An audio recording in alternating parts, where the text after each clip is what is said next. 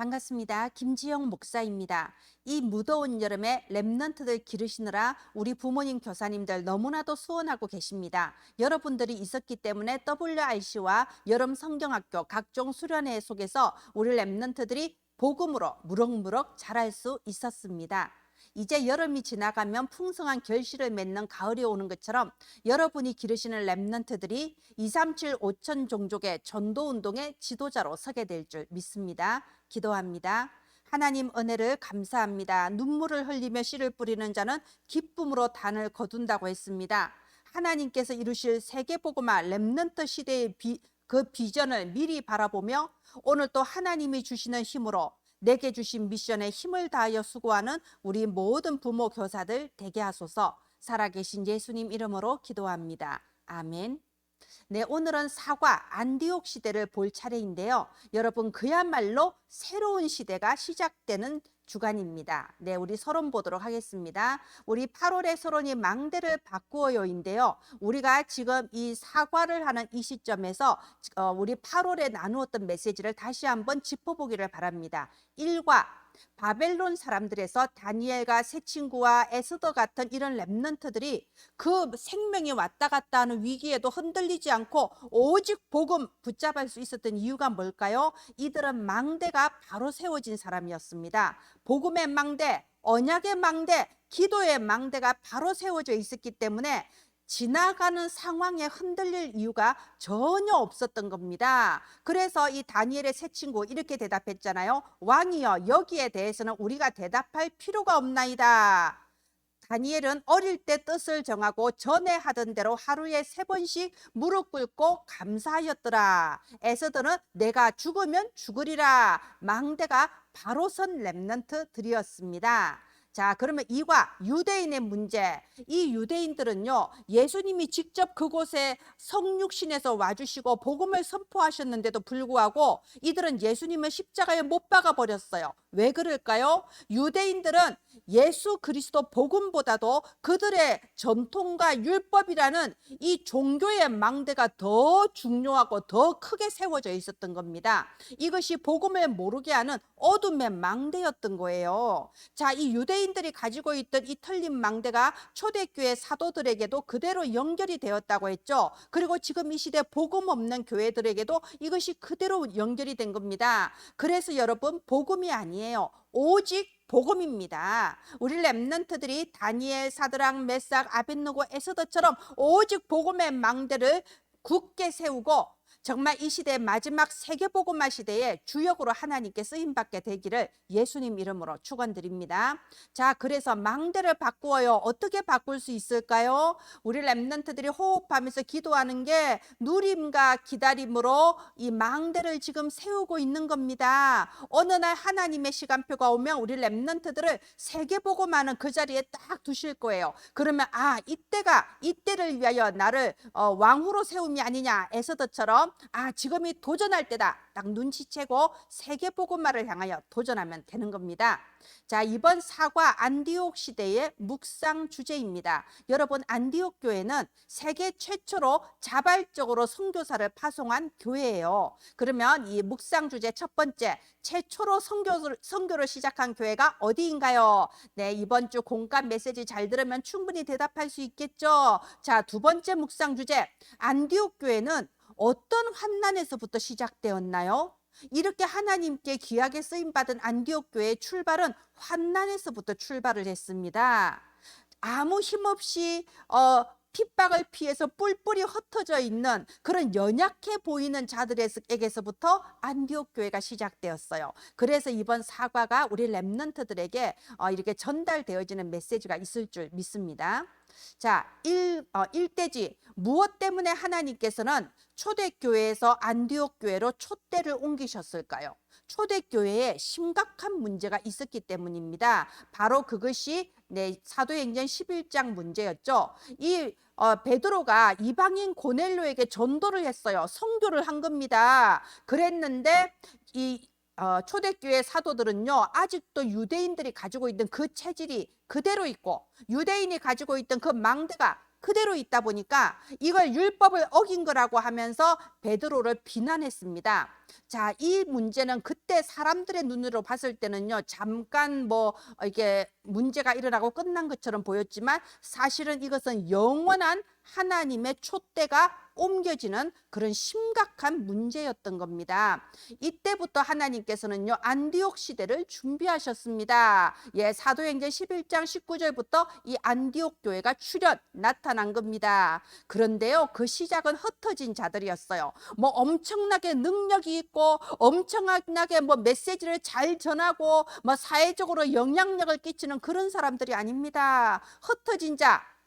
흩어진 자라는 말은요, 힘이 없고 세상에서 봤을 때는 연약하고 아무것도 할 수 없는 것처럼 그렇게 보여지는 그런 사람, 그야말로 노바디고 나띵인 그런 사람들을 보고 흩어진 자들이라고 했죠. 그런데 하나님은 이런 사람을 쓰신 거예요. 여러분, 우리 렘넌트들이 지금 내가 뭐 성적도 잘 안 오르고 나는 이것도 못하고 저것도 못하고 막 이렇게 실망할 필요 전혀 없습니다. 하나님은 연약한 사람들을 오히려 더 크게 사용하십니다. 하나님은 능력이 있으면서 나의 연약함을 스스로 알고 있는 자들에게 더 은혜를 베푸시고 능력을 부어주십니다. 자, 그런데 이 흩어진 자들이 무엇 때문에 흩어졌나요? 네, 환난이 있었어요. 스데반의 일, 사도행전 7장에 나오죠. 스데반 집사가 복음을 전했는데, 아니 베드로가 복음 전할 때는 3천 제자가 일어났는데, 스데반 집사가 복음 전할 때는요, 엄청난 이게 막 돌멩이를 던지면서 사람들이 저주하면서요, 이 스데반이 이 돌에 맞아서 순교를 하는 사건이 벌어졌습니다. 그리고 초대교회가요, 완전히 핍박 속에 뿔뿔이 흩어져 버렸어요. 교회가 흩어져 버렸다니까요. 그러니까 사람의 눈으로 봤을 때는 얼마나 큰 환난입니까? 다 이렇게 생각했을 거예요. 이제 초대교회는 끝났다. 잠깐 뭐 좀 잘 되는 것 같으니 역시 저렇게 끝났다. 이제는 더 이상 이제 뭐 복음운동 그런 거 못해. 이렇게 말했을 거예요. 그런데 그랬습니까? 아닙니다. 하나님은 환난 속에서 흩어진 자들을 통하여 새로운 선교 시대를 시작을 한 겁니다. 자, 그리고 그때의 바울이라는 시대적인 전도자를 이 안디옥으로 딱 보내주시는 겁니다. 여러분 보세요. 잘 기억하세요.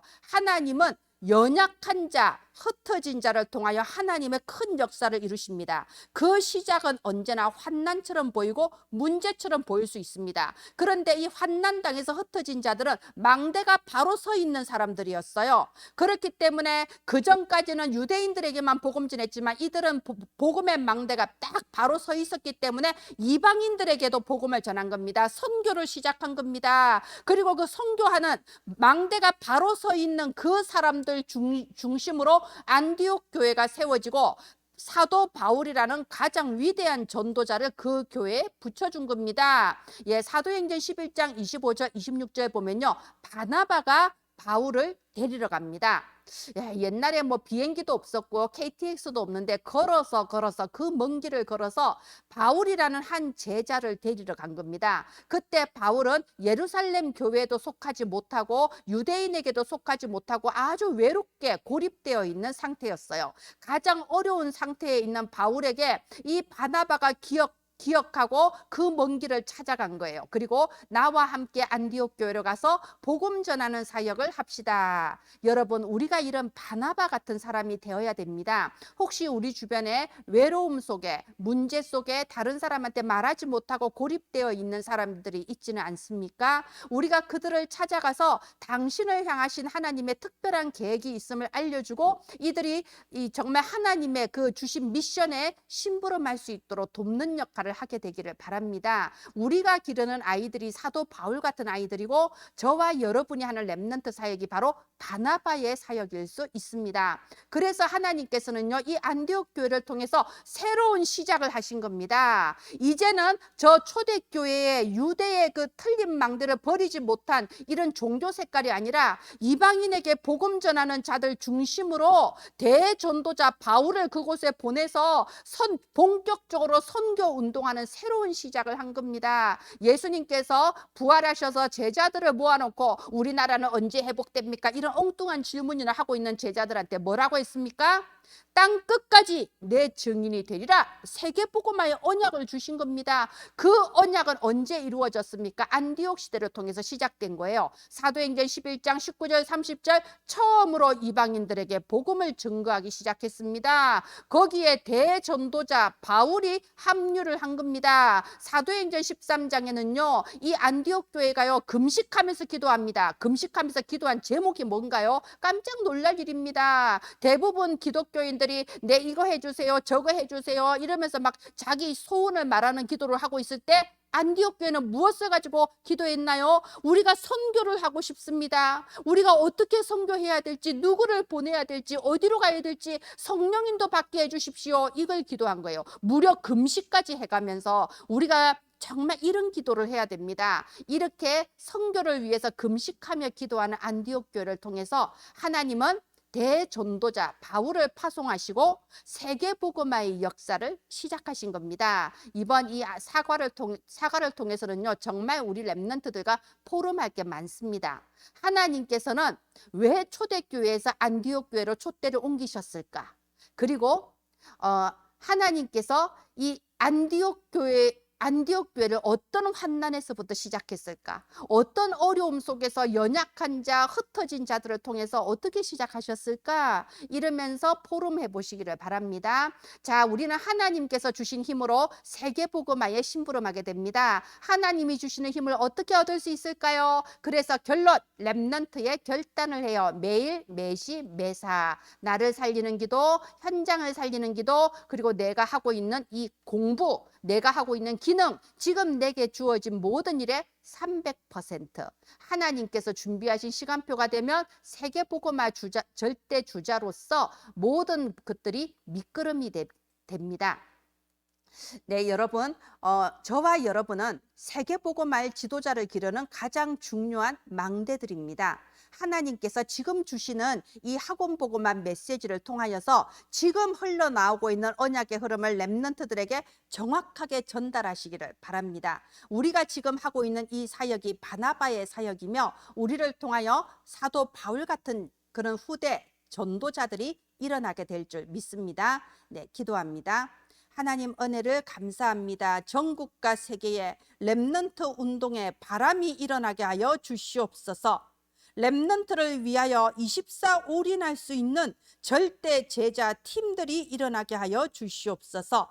이제 시작되는 초등 전도신학원과 모든 부모 교사들 머리 위에 성령의 보좌의 권능으로 역사하여 주시옵소서. 예수 그리스도 이름으로 기도합니다. 아멘. 감사합니다.